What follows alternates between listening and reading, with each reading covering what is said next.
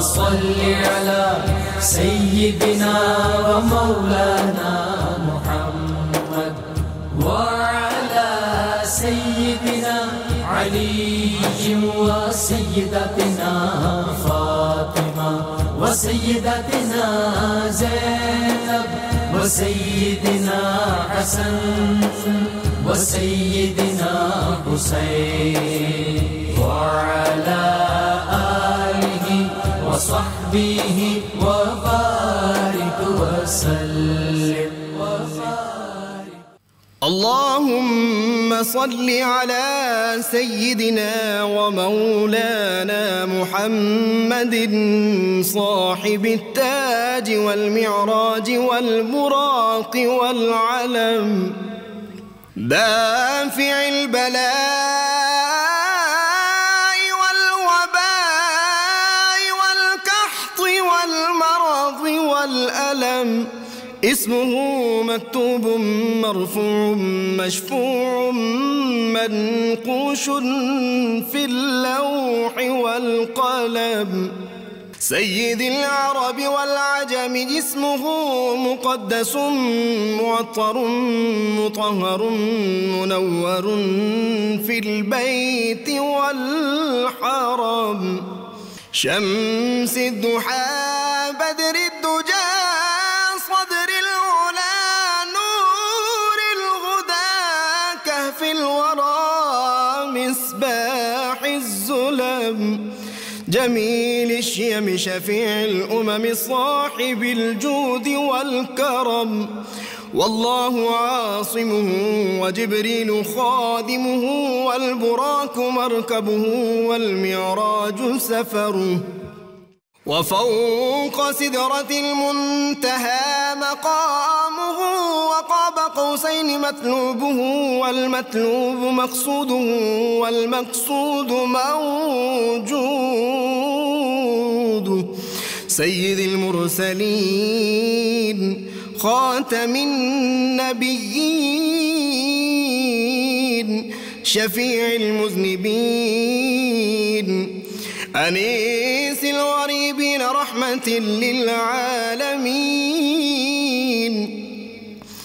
راحة العاشقين مراد المشتاقين شمس العارفين سراج السالكين مصباح المقربين محب الفقراء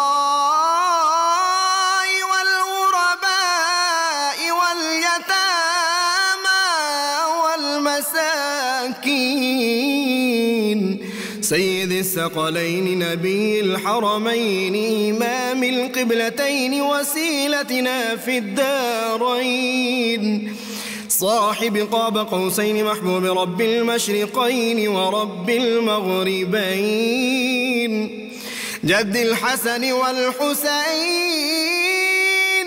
مولانا ومولى الثقلين سيدنا أبي القاسم محمد بن عبد الله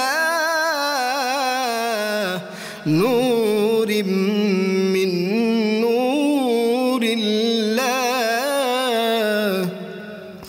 يا أيها المشتاقون بنور جماله بلغ العلا بكماله كشف الدجى بجماله حصنت جميع خصاله صلوا عليه وآله وأصحابه وسلموا تسليما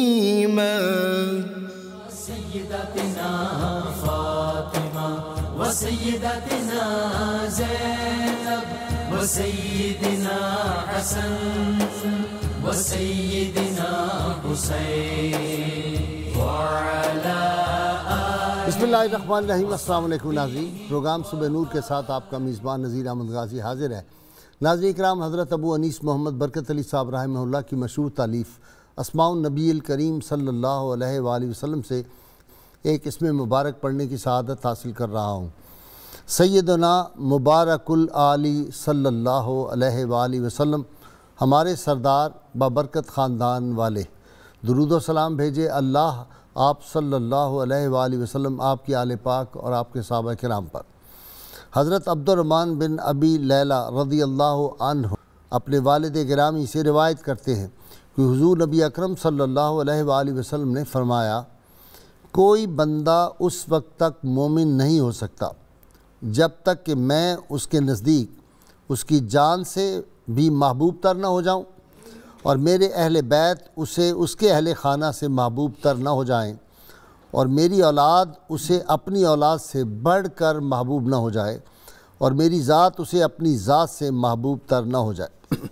ناظرین کرام، آج ہم ایک ایسی ہستی کا ذکر پاک کرنے کی سعادت حاصل کر رہے ہیں جن کے بارے میں کسی نے بڑا خوبصورت شعر کہا تھا، وہ زین العابدین کی جاگتی تصویر دنیا میں، وہی قرآن کی ایک آیہ تطہیر دنیا میں، وہی باقر، وہی شاکر، وہی ہادی، وہی راہبر، وہ باقر ہیں کہ دنیا میں لٹائے علم کے گوہر، جن کی رگوں میں، جن کی وریدوں میں خون میں نہیں کہتا، نور مصطفیٰ صلی اللہ علیہ وسلم دوڑتا تھا۔ ناظرین کرام، جن کی نگاہ لوح محفوظ پر تھی، جو علم و حکمت کے ایک کلزم تھے، دنیا بھر کی زبانیں جن کو آتی تھی، اور دنیا کے انسانوں کی زبانیں تو ایک طرف رہیں، جو جانوروں اور پرندوں کی زبانیں ان کو بھی وہ جانتے تھے، درندے بھی ان کو پہچانتے تھے، اور شجر و حجر بھی ان کو پہچانتے تھے، اور جن کے دل میں کوئی نور دین کا ہوتا ہے، جن کے قلوب میں عشق مصطفیٰ صلی اللہ علیہ وسلم، وہ تو ان کو خوب پہچانتے تھے، اور جو ان کو نہیں مانتے تھے پہچانتے وہ بھی تھے، لیکن ان کی قسمت میں نہیں تھا۔ 2.5 برس یا 3 برس کی عمر میں جب یہ قافلہ وفا سیدنا امام علی مقام امام حسین علیہ السلام کی سرکردگی میں روانہ ہوا تھا، تو اسی ماہ مقدس میں یہ بھی اس قافلے میں شامل تھے، اور پھر کربلا میں جو کچھ سانحہ رونما ہوا اور جس طرح شہادتیں ہوئی، یہ بہت معصوم عمر میں انہوں نے وہ سارے منظر دیکھے تھے، اور پھر شاہان وقت کے دربار سے دور رہے۔ ان سے کسی نے ایک سوال کیا، پوچھا، مولا بتائیے کہ کون سا اسلام بہتر ہے، قربان جائیے کیا جواب آپ نے فرمایا، جس سے اپنے مومن بھائی کو تکلیف نہ پہنچے۔ پوچھا گیا کون سا خلق بہتر ہے، فرمایا صبر اور معاف کر دینا۔ پوچھا گیا کون سا مومن کامل ہے، فرمایا جس کے اخلاق بہتر ہوں۔ پوچھا گیا کہ کون سا جہاد بہتر ہے، فرمایا جس میں اپنا خون بہہ جائے۔ اور کون سی نماز بہتر ہے، فرمایا جس کا قنوت طویل ہو۔ پوچھا گیا کون سا صدقہ بہتر ہے، فرمایا جس سے نافرمانی سے نجات مل جائے۔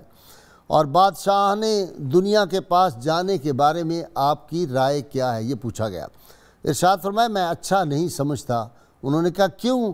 فرمایا اس لیے کہ بادشاہوں کے درباروں میں جو لوگ جاتے ہیں تو ان سے 3 باتیں پیدا ہوتی ہیں، محبت دنیا بادشاہوں کے درباروں میں جا کر، اور فراموشی مرگ، آدمی موت کو بھول جاتا ہے، اور قلت رضائے خدا۔ علامہ نے کہا تھا کہ متاع دین و دانش لٹ گئی اللہ والوں کی، یہ کس کافر ادا کا غمزہ خوریز ہے ساکی۔ میں سمجھتا ہوں یہی امام پاک نے جو کچھ میسج دیا تھا۔ ناظرین کرام، اللہ تعالیٰ نے علم لدنی عطا فرمایا تھا، اور ان کی عظمت کے لیے کیا یہ کم ہے کہ اللہ کے محبوب صلی اللہ علیہ وسلم نے ان کے آنے کی بشارات دیں، اور صرف بشارت نہیں دی ان کے آنے کی، اپنا سلام بھی بھیجا۔ اور پھر حضرت جابر رضی اللہ تعالیٰ عنہ، اتنا بڑا جلیل قدر صحابی، جب ان سے ملتے تھے ان کی نظر اس وقت نہیں بنائی جاتی رہی تھی بڑھاپے میں، وہ ان کے ہاتھوں کو بوسے دیتے تھے، اور پھر اس پہ فخر کیا۔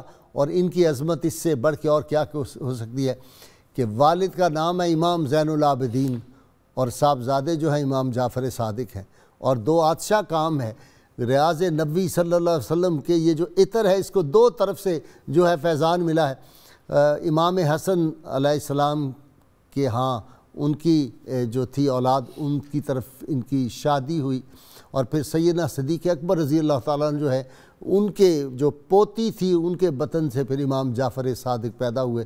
تو ہر طرف سے علم و عرفان کے یہ جو منبع ان کی ذات تھی، اور پھر ان کی کرامات، اور خود فرمایا کرتے تھے کہ وہی تو ہمارے گھر میں اترتی تھی، اور ملائکہ ہمارے گھر پہ آتے تھے، فرماتے ہم علم کے خازن ہیں، اور جو دنیا میں کوئی سی نے سوال پوچھنا ہو وہ ہم سے پوچھ لے، اور شاہان وقت فرماتے تھے اس لیے ہم سے حسد رکھتے ہیں کہ اللہ کے فضل سے لوگوں کے دلوں میں ہماری محبت ہے کہ اللہ کے محبوب صلی اللہ علیہ وسلم نے خطبہ حجۃ الوداع میں فرما دیا 2 چیزوں کو تھام کے رکھنا میرے بعد، کبھی گمراہ نہ ہوگے، اللہ کی کتاب اور میرے اہل بیت۔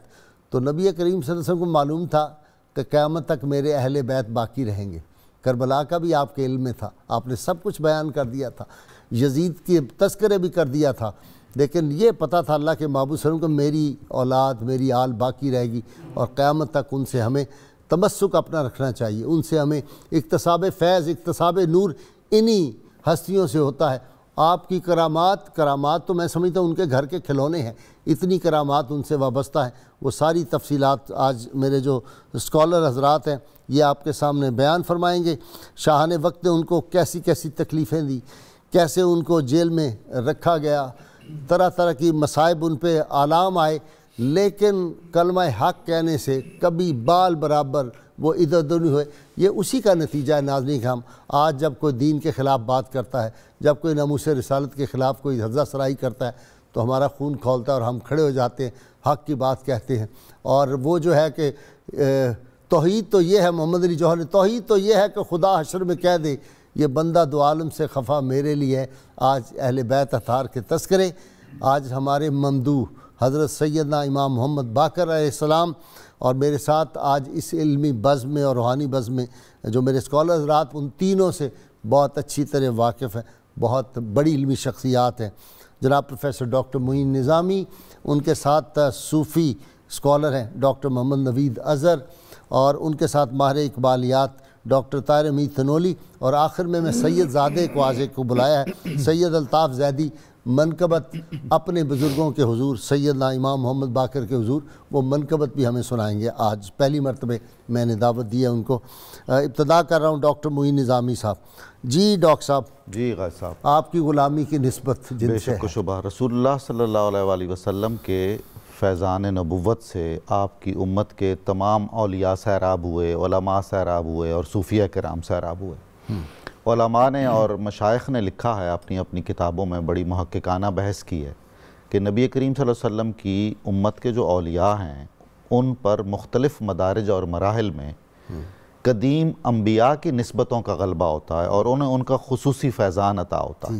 تو حضرت امام محمد باقر علیہ السلام کی جو ذات ہے اور آپ کے جو علوم و فنون ہیں اور آپ کا جو معرفت میں آپ کا بڑا مرتبہ ہے، تو آپ پر اس نسبت سے حضرت سلیمان علیہ السلام، اچھا جنہیں تمام زبانیں آتی تھیں، سبحان اللہ، اور حضرت ادریس علیہ السلام ماشاءاللہ، جو آسمانوں پہ اٹھائے جو آسمانوں پہ اٹھائے گئے، ان کی نسبتوں کا غلبہ ہے رسول اللہ صلی اللہ علیہ وسلم کے فیضان سے۔ ٹھیک۔ اب یہ وہ خاندان ہے جس کی بنیاد رکھی ہے جو شہر علم ہے، رسول اللہ صلی اللہ علیہ وآلہ وسلم، اور رسول شہر بھی ان کا، شہر بھی ان اور کا، باپ بھی ان کا، باپ بھی ان کا، جی۔ اور ماں کون ہے؟ سبحان اللہ جی، ام محمد سیدنا امام حسن کی صاحبزادی۔ جی ہاں، حسنی حسینی دونوں وہ جو نہریں ہیں یا سمندر ہیں وہ یہاں یکجا ہیں، مجمع البحرین، مجمع البحرین۔ بچپن ہی سے غیر معمولی طور پر یہ دیکھا گیا کہ آپ کا علم کی طرف بہت زیادہ میلان ہے، اور علم میں بھی تحقیق اور جستجو کی ایک لگن آپ میں تھی، اور اس کے ساتھ ہی جو بہت نمایاں وصف آپ کا، جتنا آپ کا انہماک فی العلم ہے اتنا ہی عبادت اور ریاضت کی طرف بھی مشغولیت ہے۔ ٹھیک۔ اور وہ آداب جو آپ کو سکھائے گئے اس میں ایک مثال ہے کہ پہلی بار جب آپ کے والد ماجد حضرت امام زین العابدین نے حضرت جابر بن عبداللہ سے آپ کو ملوایا، رسول اللہ کے اجل صحابی، تو آپ نے فرمایا اے بیٹے اپنے چچا کے سر کو بوسہ دو۔ تربیت ہو رہی ہے، تربیت ہے نا جی، ہائے ہائے ہائے، یعنی مرتبہ بھی متعین فرمایا کہ یہ نسبت صحابیت کے اعتبار سے بھی چچا ہیں، اور وہ جو محبت جانبین میں ہے اس اعتبار سے بھی چچا ہیں، اور جہاں نسبتوں اور جو پیغام بر ہیں، پیغمبر اعظم و آخر صلی اللہ علیہ وسلم، تو وہ جو بوسہ ہے، سبحان اللہ جی کیا بات ہے، تو وہ جو بوسہ ہے وہ ان تمام نسبتوں کے سامنے ایک خراج محبت ہے، اور وہ زندگی بھر حضرت امام محمد باقر کو وہ یاد بھی رہا، اور وہ بشارت جو رسول اللہ صلی اللہ علیہ وسلم کا سلام کا تحفہ تھا انہی کے توسط سے چونکہ آئی تھی۔ تو بچپن میں حضرت امام حسین علیہ السلام کی زیارت بھی کی، ان کی گود میں پلے بڑھے۔ اللہم صلی علی سیدنا و مولانا محمد وعلی سیدنا علی و سیدتنا فاطمہ و سیدتنا زینب و سیدنا حسن و سیدنا حسین وعلی آلہ وصحبہ وبارک وسلم۔ اللہم صلی علی سیدنا و مولانا محمد وعلی سیدنا علی و سیدتنا فاطمہ و سیدتنا زینب و سیدنا حسن و سیدنا حسین وعلی آلہ وصحبہ وبارک وسلم۔ ڈاکٹر صاحب یہ جو علوم نبوت، یہ وارث علوم نبوت ہے نا یہ لوگ جو ہیں، لیکن ایک میرے ذہن میں آج بات آئی، حضرت عبداللہ بن زبیر رضی اللہ تعالیٰ عنہ، قباء میں ان کی پیدائش ہوئی تھی، سیدہ اسماء رضی اللہ تعالیٰ، اسماء بنت ابی بکر ان کے صاحبزادے تھے، تو نبی کریم صلی اللہ علیہ وسلم نے انہیں گھٹی دی تھی اپنے لعاب دہن کے ساتھ، وہ کھجور کا حصہ جو دیا تھا، اس کی بنیاد پہ ان کے 100 خادم غلام تھے مختلف ملکوں نسلوں کے، وہ انہی کی زبان میں ان سے بات کرتے تھے۔ تو بعض ہمارے بزرگوں نے لکھا کہ وہ جو لعاب دہن ملا تھا گھٹی میں، اس کی تاثیر سے دنیا کی زبانیں آ گئی تھی، تو جن کی رگوں میں وہ نوری وجود ہو، وہ نور رواں ہو، خون تو میں کہتا ہی نہیں، یا نوری خون ہو، ان کو پھر زبانیں تو پرندوں کی بھی آئیں گی، چرندوں کی بھی آئیں گی، اشجار کی بھی، وہ تو درختوں کو بھی جانتے ہوں گے، درندے ان کو پہچانتے ہیں۔ جی سبحان اللہ۔ محمد بن علی بن حسین رحمۃ اللہ علیہ آپ کا اسم گرامی ہے، واقع کربلا کے وقت 3 برس کے تھے، اور علوم و فنون کا ایسا خزینہ اور گنجینہ تھے کہ مورخین نے لکھا ہے کہ امام حسن اور امام حسین کی اولاد میں سے اتنے علوم و فنون کسی سے ظاہر نہیں ہوئے۔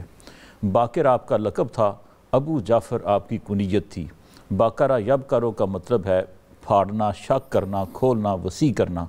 تو چونکہ بہت سارے علوم اور فنون آپ سے آشکارا ہوئے، اس لحاظ سے ابن حجر مکی رحمۃ اللہ علیہ نے یہ توجیہ کی ہے کہ آپ کو باقر کہا گیا۔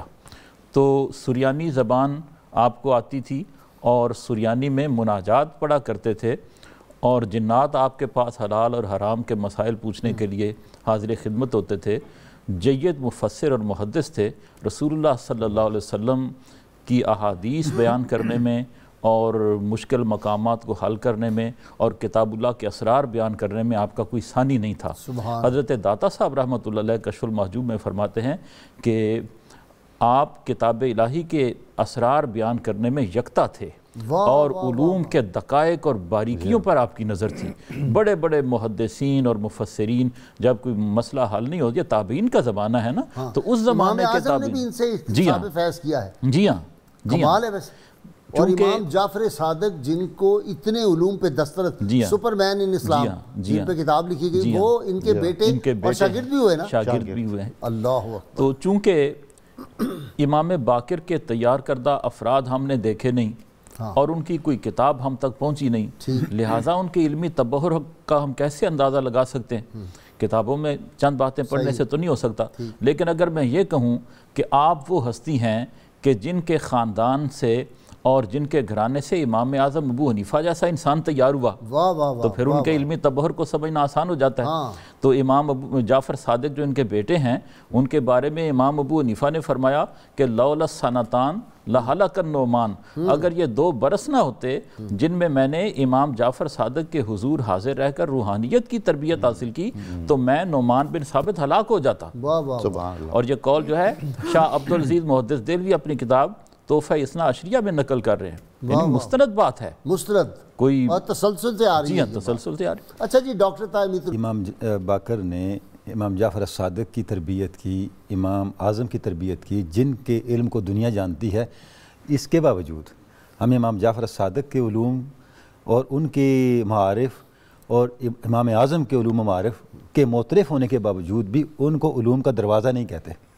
بے شک. وہ ٹائٹل امام باقر کے پاس ہے, تو اندازہ کرے کہ امام باقر کا کیا مقام ہوگا. واہ واہ واہ واہ واہ, وہ ٹائٹل انہی کے پاس ہے. اس کا مطلب ہے کہ وہ ٹائٹل یہاں نہیں آ سکا, تو ان کا مرتبہ تو ان سے کم تھا نا.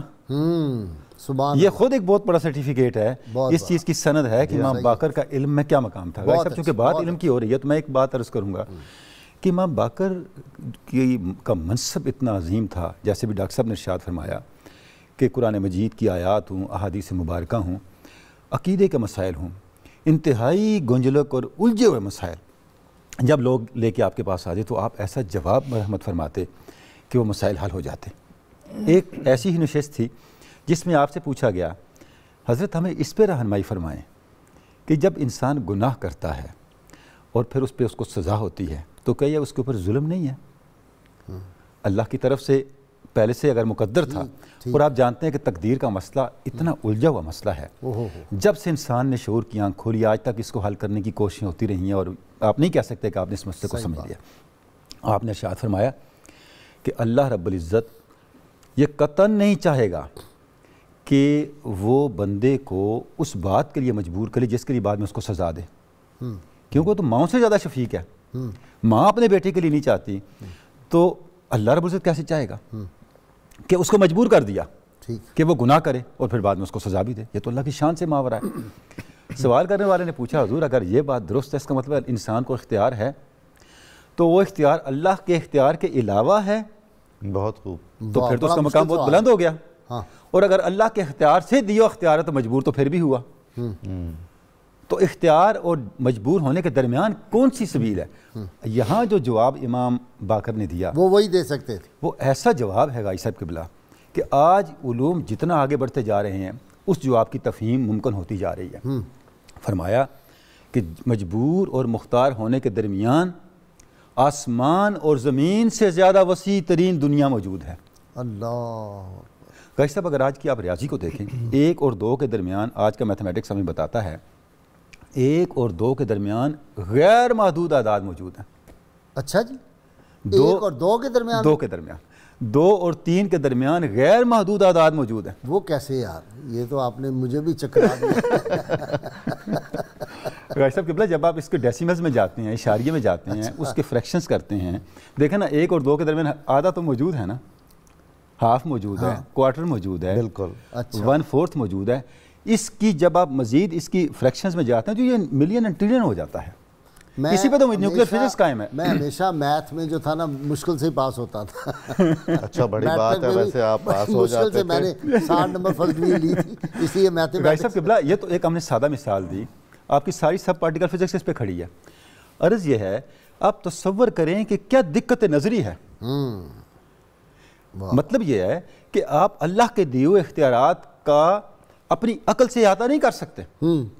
آپ نے کیا کرنا ہے, جو اللہ رب العزت نے آپ کو احکام دیے ہیں اس پر کاربند ہونا ہے. تو آپ یہ نہیں کہہ سکتے کہ اللہ نے آپ کو مطلقاً مجبور کیا یا مطلقاً مختار کیا. غازی صاحب اس وقت تک تو یہ سارے علوم نہیں آئے والی بات کہ ایک ٹانگ اٹھاؤ. غازی صاحب قبلہ اس وقت تک تو آج کے علوم نہیں آئے تھے, اور آج کے علوم کے لہجے میں امام باقر بات کر کے اس شخص کو سمجھا رہے ہیں. سبحان اللہ. غازی صاحب قبلہ علم لدنی تو پھر یہی ہے نا, اسی کو علم لدنی کہتے ہیں کہ جتنے بھی سوالات آپ کی خدمت میں پیش ہوتے ہیں, جتنے بھی مشکل مسائل پیش ہوتے ہیں.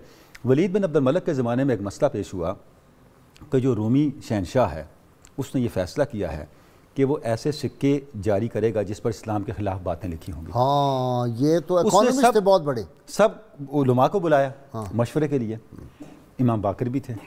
پوچھا گیا تو آپ نے فرمایا اس کا بڑا آسان حل ہے, آپ اپنا سکہ جاری کریں اور اس کی ایک طرف لا الہ الا اللہ اور دوسری طرف محمد رسول اللہ لکھیں, تاکہ آپ کا جو اس کی عظمت ہے وہ آلریڈی اسٹیبلش ہو چکی ہو اور یہ فتنہ آگے پیدا ہی نہ ہو. یعنی امور مملکت ہوں, عام معاملات ہوں, قرآن مجید کا فہم ہو, حدیث مبارکہ کا فہم ہو, جس بھی لحاظ سے آپ کی شخصیت کو آپ دیکھیں, آپ نے اس انداز سے رہنمائی فرمائی ٹھیک ہے کہ جس سے آپ کو ایک علم کا دریا بہتا ہوا نظر آئے گا. ڈاکٹر صاحب حوصلہ بڑا تھا. جی ہاں, صبر, استقامت, حوصلہ, کوئی وہ حرف شکایت زبان پر کبھی نہیں. تقریباً 10 بادشاہوں کا زمانہ دیکھا اپنی زندگی بھر میں، لیکن ہم دیکھتے ہیں کہ خانوادہ نبوت نے جو ہمارے لیے یعنی شایان تقلید ہیں ہر اعتبار سے، انہوں نے اس پر ہر ابتلاء اور آزمائش پر جس طرح کا صبر اور ثبات کا مظاہرہ کیا ہے اور تلقین کی ہے، وہ مشعل راہ ہے ہمارے لیے۔ سبحان اللہ۔ حضرت امام محمد باقر نے بھی، حضرت امام جعفر صادق جو آپ کے صاحبزادے ہیں، یہ سارے مسائل اور مشکلات دیکھی ہیں۔ بھائی صاحب ایک اور پہلو بہت نمایاں ہے، اچھا، آپ کے تمام ہم عصر لوگوں کی شہادت موجود ہے کہ حضرت امام محمد باقر کو وہ عزت و عظمت اور شان حاصل ہوئی تھی بارگاہ الہی سے اور فیضان نبوت کے صدقے میں کہ کوئی شخص جو مدینہ آتا تھا وہ آپ سے ملے بغیر نہیں جانا چاہتا تھا واپس۔ اچھا، سبحان اللہ، سبحان یعنی ایک روضہ رسول صلی اللہ علیہ وسلم پر حاضر ہونا، مسجد نبوی شریف کی حاضری اور حضرت امام محمد باقر کی زیارت، یہ 3 مقاصد لے کر لوگ آتے تھے۔ تو غازی صاحب کتنے ہزاروں لوگ آتے ہوں گے؟ واقعی آگے لکھا ہوا ہے کہ بہت سارے لوگ نے یہ تصدیق کی ہے اور تائید کی ہے کہ خاندان رسول صلی اللہ علیہ وآلہ وسلم میں یہ جو ہستی ہیں جن کا نام امام محمد باقر ہے، ان کے دروازے پر آنے والا کوئی بھوکا واپس نہیں گیا، کوئی پیاسا واپس نہیں گیا۔ سبحان اللہ۔ آپ 600 سے لے کر 1000 درہم تک اپنے مہمانوں کو ہدیہ دیتے تھے۔ اچھا، آپ فرماتے تھے، ایک صاحب نے عرض کی کہ یہ کرم ہے آپ کے درگاہ سے مل رہا ہے تو مجھے ویسے حاجت نہیں ہے اس کی۔ آپ نے فرمایا ہمیں حاجت ہے کہ آپ کو پیش کریں۔ واہ واہ واہ، کیا کہنے واہ حضور؟ واہ واہ واہ، یہ ہے خود بھیگ دیں اور خود کہیں منگتے کا ہماری بنا ہو۔ حاجت ہے جی۔ واہ واہ، اگلی بات کہی گئی کہ یہ وہ دروازہ ہے جس سے ہر سوال کرنے والے کو اس کے علمی سوال کا جواب دیا گیا ہے۔ واہ واہ واہ، اب ایک طرف اگر یہ بتایا جاتا ہے کہ مدینہ شریف میں حاضر ہونے والا ہر شخص آپ کی بارگاہ میں حاضر بھی ہوتا تھا اور وہ خالی ہاتھ بھی نہیں جاتا تھا اور اس کی ہر علمی سوال کا جواب بھی ملتا تھا، تو کمال ہی ہے غازی صاحب۔ اللہم صلی علی سیدنا و مولانا محمد وعلی سیدنا علی و سیدتنا فاطمہ و سیدتنا زینب و سیدنا حسن و سیدنا حسین وعلی آلہ و صحبہ و بارک وسلم۔ اللہم صلی علی سیدنا و مولانا محمد وعلی سیدنا علی و سیدتنا فاطمہ و سیدتنا زینب و سیدنا حسن و سیدنا حسین وعلی آلہ و صحبہ و بارک وسلم۔ اچھا جی ڈاکٹر صاحب آپ اپنی بات جی آپ کے گھرانے میں نیند کا تو کوئی تصور ہی نہیں تھا نا رات کو۔ ٹھیک ہے، انسان کی آدھی عمر تو سو کے گزر جاتی ہے اور آدمی کہتا ہے میری عمر اتنی ہو گئی، اور وہ جو دن کی عمر ہے اس میں بھی غفلت کے بہت زیادہ مواقع ہوتے ہیں۔ تو آپ کا خادم خاص کہتا ہے کہ اوراد و وظائف سے جب آپ فارغ ہو جاتے تو رات کا 1 پہر گزر چکا ہوتا تھا، اس کے بعد آپ کی مناجات شروع ہو جاتی تھی اللہ تعالیٰ سے، اور ایسے فصیح و بلیغ الفاظ ہیں کہ اگر وہ عربی دان کوئی آدمی ہو تو ان کا مزہ لے سکتا ہے۔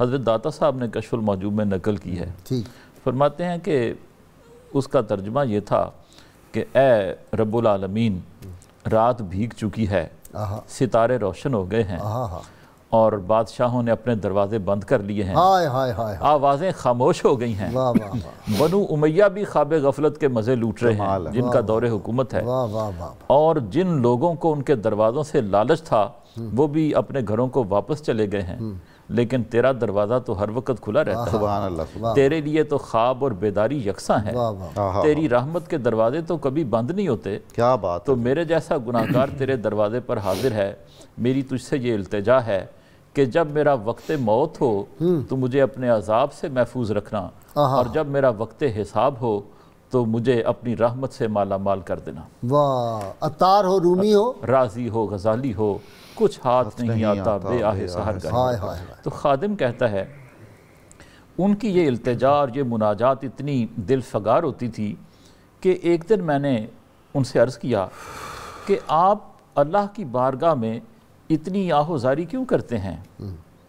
تو انہوں نے فرمایا کہ یعقوب علیہ السلام کا ایک بیٹا ان سے جدا ہوا تو رو رو کر ان کی آنکھیں سفید ہو گئیں، اور میرے تو کربلا میں 18 باپ دادا میری نظروں سے جدا ہو گئے اور گم ہو گئے، تو میں رو کر آنکھیں سفید کیوں نہ کروں؟ اور محبت اہل بیت کا جو امت مسلمہ کو درس دیا گیا، امام نبہانی نے ایک حدیث نقل کی ہے اپنی کتاب میں، اور حضرت عبداللہ بن مسعود راوی ہیں اس کے۔ رسول اللہ صلی اللہ علیہ وسلم نے فرمایا کہ میرے اہل بیت کی ایک دن کی محبت 1 سال کی عبادت سے بہتر ہے۔ سبحان اللہ۔ اور اس محبت اہل بیت کا شعور جانوروں کو بھی ہے۔ راوی کہتا ہے کہ میں حضرت امام باقر کے ساتھ سفر میں تھا، مکہ اور مدینہ کے درمیانی راستے میں ہم سفر کر رہے تھے، اچانک راستے میں ایک بھیڑیا آ گیا، اچھا، اور ایک آدمی آیا، وہ خچر کے پاس کھڑا رہا۔ امام باقر خچر پر سوار تھے، راوی کہتا ہے میں گدھے پر سوار تھا، دونوں جا رہے تھے۔ تو آدمی جو آیا پہاڑ سے اتر کر سامنے آ گیا، وہ خچر کے پاس کھڑا رہا، اور بھیڑیا جو تھا اس نے اپنے اگلے 2 پاؤں ٹانگیں اٹھا لی اور امام باقر کے خچر کی زین پر رکھ کے آپ سے گفتگو کرنے لگا۔ وہ گفتگو کچھ دیر ہوتی رہی اور پھر وہ واپس چلا گیا۔ تو امام باقر مجھ سے فرمانے لگے جانتے ہو اس بھیڑیے نے کیا کہا؟ میں نے عرض کیا میں نہیں جانتا۔ آپ فرمانے لگے یہ کہنے آیا تھا مجھ سے کہ میری مادہ جو ہے وہ بچہ جننے والی ہے، آپ اس کے لیے دعا فرمائیں، اور یہ دعا فرمائیں کہ میری نسل میں سے قیامت تک کوئی ایسا بھیڑیا پیدا نہ ہو جو آپ کے کسی عقیدت مند کو نقصان پہنچائے۔ اللہ، سبحان اللہ۔ ڈاکٹر صاحب یہ کیا باتیں، سبحان اللہ۔ گائی صاحب بالکل حضرت سفینہ جو ہیں وہ اس کو شیر سے باتیں کر رہے ہیں، عبداللہ بن عمر گردن سے پکڑ کے شیر کو کہتے ہیں بھاگ جا یہاں سے، بھاگ جاتا ہے۔ سبحان اللہ۔ یہ شان ہے خدمت گاروں کی، سرکار کا عالم کیا ہوگا۔ جی گائی صاحب قبلہ یہ اہل بیت کی شان ہے، بھی تذکرہ ہوا تھا کہ اہل بیت جو امام ائمہ ہیں ان کے اسماء کیا ہیں، تو اس میں ایک نقطے کا اضافہ یا میں ضروری سمجھوں گا۔ گائی صاحب قبلہ جو تمام کے تمام ائمہ پاک ہیں اہل بیت اطہار کے، آپ دیکھیں یہ سب کے سب شہید ہوئے، سب کے سب شہید ہوئے، یعنی کہ 11 کے 11 امام مہدی تو ابھی تشریف لانا ہے، تو ان کے امتیازات دیکھیں کہ ہر ایک منصب شہادت سے سرفراز ہوا۔ اور امام باقر توحید تو یہ ہے کہ خدا حشر میں کہہ دے یہ بندہ دو عالم سے خفا میرے لیے ہے۔ غازی صاحب قبلہ امام باقر کی جو شان ہے، چونکہ ان کا نام باقر العلوم ہے، علم اور عمل اتنا ہم آہنگ ہے ان کی ہستی کے اندر۔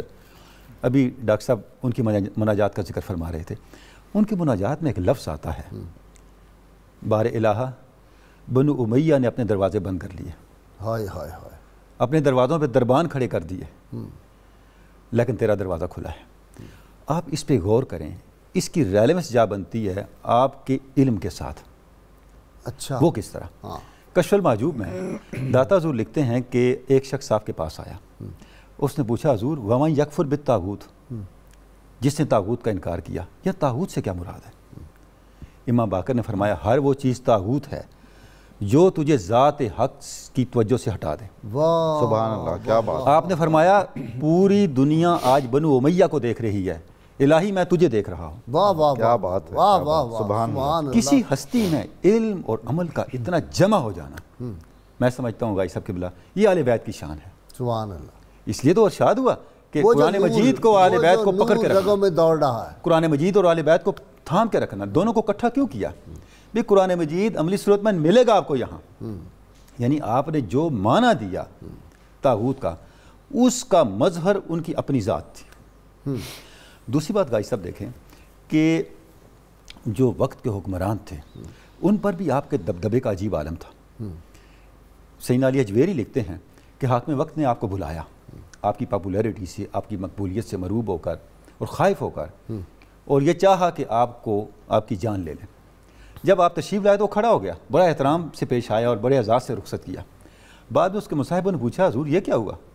اس نے کہا جب امام باقر میرے سامنے آئے میں نے چاہا کہ ان کو کچھ کہوں تو میں نے دیکھا ان کے دونوں طرف دو شیر کھڑے ہیں اور میں اگر ایک لفظ بھی منہ سے نکالتا تو وہ مجھے پھاڑ کے رکھ دیتے. وہ واقعہ یاد آ گیا کہ سید رحمت کائنات صلی اللہ علیہ وسلم رحمۃ اللہ علیہ جب گئے اور ابو جہل نے ایک آدمی کا وہ دے نہیں رہا تھا مال, آپ نے کہا جلدی کرو اس کے پیسے دو ایک دم کانپنے لگا, پیسے دے دی. ایک دفعہ آپ صلی اللہ علیہ وسلم تشریف لے گئے تو یہ سارے بیٹھے ہوئے سردان عرب, تو ابو جہل احترام میں کھڑا ہو گیا. انہوں نے کہا تمہیں کیا ہوا ہے؟ اس نے کہا یار سمجھ نہیں آئی. جن مشکلات سے آپ گزرے, جن مصائب سے گزرے, وہ آپ کی استقامت اور علی اجویری کے الفاظ ہیں داتا حضور کے کہ آپ کے حسن معاملت, صفائے باطن اور حق پر استقامت کا مظہر عتم ہے کہ آپ نے جس انداز کے ساتھ اس وراثت کو آگے بڑھایا, اس منصب کو جو امام زین العابدین نے آپ کو سونپا. ڈاکٹر صاحب اگر اہل بیت اطہار سب بشمول امام علی مقام امام حسین علیہ السلام اگر یہ ذرا نرمی دکھاتے, سرنڈر کر جاتے, آج جو ہمیں بعض اوقات بعض حلقوں سے درس دیا جاتا ہے وہ جی اولاد رکھیں جی فلانا کریں جی کوئی مسلط کی اسی, اگر وہ مسلط اختیار کرتے گورنر بھی مل سکتی تھی کسی صوبے کی, جی بالکل, نائب وزیر اعظم بھی بنائے جا سکتے, ڈپٹی گورنر بھی بنائے جا, گورنر بھی بنائے جا سکتے. امام علی رضا کو تو نامینیٹ بھی کر دیا تھا نا. ہاں جی بالکل ولی عہد کر دیا جی. تو یہ سارے عہدے مل سکتے تھے, انہوں نے نہیں یہ لیے. غازی صاحب ایک مسئلہ تو یہ ہے کہ رسول اللہ صلی اللہ علیہ وسلم جب یہ فرما رہے تھے اور آپ کا تو فرمان قیامت تک اور اس کے بعد تک اس کی سچائی مسلم ہے کہ قرآن کریم اور میرے اہل بیت سے متوسل رہنا, تو اس کا یہ مطلب تھا کہ تعلیمات قرآنی کا بہترین فہم اور اس پر بہترین عمل اس خانوادے میں برقرار رہے گا. اچھا, حضرات اہل بیت جو ائمہ اہل بیت ہیں ان کے طرز عمل سے کہیں بھی یہ ثابت نہیں ہوتا کہ انہوں نے دین کے معاملات میں کسی بھی سطح پر کوئی کمپرومائز کیا ہو, ورنہ تو کربلا کا واقعہ ہی نہ ہوتا, کوئی مسائل ہی نہ ہوتے, کوئی مسئلہ ہی. اگلی بات غازی صاحب یہ ہے کہ کمپرومائز وہ کرتا ہے جس کا کسی نہ کسی طرح کا کوئی نہ کوئی مفاد خطرے میں ہوتا ہے. اگر غیر خدا اور غیر رسول کوئی مفاد ہوگا جو دین کے تقاضوں سے بالا تر ہے تو ظاہر ہے اسی کی بنیاد پر پھر کمپرومائز ہوگا. بالکل صحیح. یہ ضرور بات ہے کہ ہمیں اسلام کا اور تعلیمات رسول صلی اللہ علیہ وسلم کبھی یہ نہیں سکھاتی ہیں کہ ہم چڑھ دوڑیں خواہ مخواہ کسی پر. البتہ یہ ہے کہ اپنے اعتقادات کے دفاع کے لیے اور موقف حقہ کے دفاع کے لیے اگر ہم کمپرومائز کا سلسلہ شروع کر دیں گے تو ایک سمجھوتا وہ پہلا زینہ ہوتا ہے بہت سارے سمجھوتوں کی سیڑھی کا. یعنی ایک پاؤں اگر پھسلا تو پھر آخر یہ دلدل ہے. جی جی, بے چائے سرے کوچائے زر جوہر پندار, اور جو دام ملے ایسے مناسب بھی نہیں تھے. حوث لقمہ تر کھا گئی لہجے کا جلال, اب کسی حرف کو نہیں حرمت ملنے والی. قرآن مجید میں اللہ تعالیٰ نے رسول اللہ صلی اللہ علیہ وسلم سے ارشاد فرمایا کہ علیک البلاغ و علینا الحساب, آپ کے ذمہ ہے تبلیغ پہنچا دینا, باقی رہا حساب تو وہ ہمارے ذمہ ہے. اب تبلیغ کے پیغام پر حکم پر اگر کوئی عمل کرتا ہے تو اس آدمی کے پاس کوئی لا انفورسمنٹ ایجنسی تو ہے نہیں, نہ کوئی ڈنڈا ہے جس کے زور سے وہ بات منوا رہا ہے. وہ تو صرف صبح آ کر لوگوں کے صبح نور میں بیٹھ کے بات کر سکتا ہے, وہ تو ضمیروں کے دروازوں پر دستک دینے آتا ہے نا کہ ایک قیامت کا دن بھی ہے, اس سے ڈرو. اللہ کے خزانے میں سب سے بڑی دولت ایمان ہے اور اسلام ہے. اگر یہ نہیں تو پھر تمہاری دولت قیامت کے دن کسی کام نہیں آئے گی. یہی اہل بیت کی زندگی بتاتی ہے, یہی انبیاء کرام کی تعلیمات بتاتی ہیں. جی ڈاکٹر تنوری صاحب ستیزہ کار رہا ہے ازل سے تا امروز, چراغ مصطفی سے شرار بولہبی اور چراغ مصطفی کی جو روشنی ہے اس تک اس سے وابستہ رہنے کا راستہ یہی ہے. آپ صلی اللہ علیہ وسلم نے ارشاد فرمایا کہ جب میری امت 3 حرمتیں چھوڑ دے گی تو اللہ اس پر سے اپنی حفاظت اٹھا لے گا. اللہ, حرمت الاسلام, حرمتی و حرمت الرحمی. اسلام کی حرمت, سبحان اللہ, میری حرمت اور میرے نسب اور میری آل کی حرمت. سبحان اللہ. بہت شکریہ ڈاکٹر تنولی صاحب آپ کا, ڈاکٹر نوید آپ کا بھی, ڈاکٹر نظامی صاحب آپ کا شکریہ. ناظرین کرام بہت مختصر بریک, آپ نے میرے ساتھ رہنا ہے. اللہم صلی علی سیدنا و مولانا محمد وعلی سیدنا علی و سیدتنا فاطمہ و سیدتنا زینب و سیدنا حسن و سیدنا حسین وعلی وصحبه وبارك وسلم. اللهم صل على سيدنا ومولانا محمد وعلى سيدنا علي وسيدتنا فاطمة وسيدتنا زينب وسيدنا حسن وسيدنا حسين وعلى آله وصحبه وبارك وسلم. کتاب الشفا سے پتے کی پتھری کا علاج ہے. اگر کسی شخص کے پتے میں پتھری ہو تو وہ سورہ البقرہ کی آیت نمبر 74 141 بار پڑھ کر آب زمزم پر دم کر کے مریض کو پلائیں. انشاءاللہ اس مرض سے شفا ملے گی. شرط یہ اول-و-آخر 11 مرتبہ کوئی بھی درود پاک جو آپ کو آتا ضرور پڑھیں. سیدنا امام محمد باقر علیہ السلام فرماتے ہیں ایک نفع پہنچانے والا عالم 70,000 عابدوں سے بہتر ہے. عالم کی صحبت میں لمحہ بھر بیٹھنا 1 سال کی عبادت سے بہتر ہے. جی سید الطاف زیدی. لقب باقر محمد نام پیارا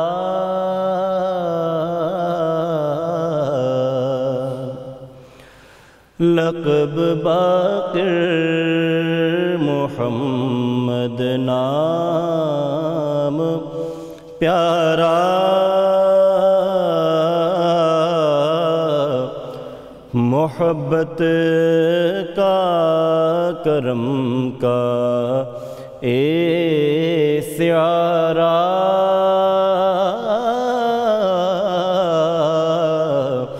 محبت کا کرم کا سیارہ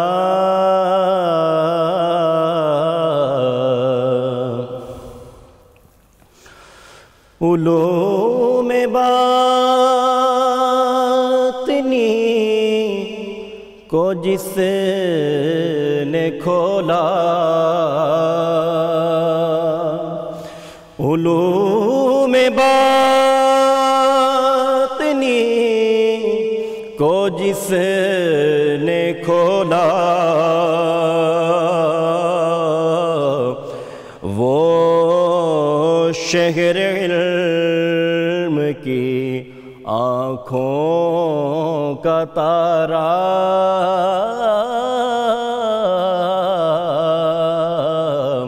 وہ شہر علم کی آنکھوں کا تارا سخی سجاد کا نور نظر ہے علی کے روح انور کا نظارہ علی کے روح انور کا نظارہ اللهم صل على سيدنا ومولانا محمد وعلى سيدنا علي وسيدتنا فاطمة وسيدتنا زينب وسيدنا حسن وسيدنا حسين وعلى آله وصحبه وبارك وسلم.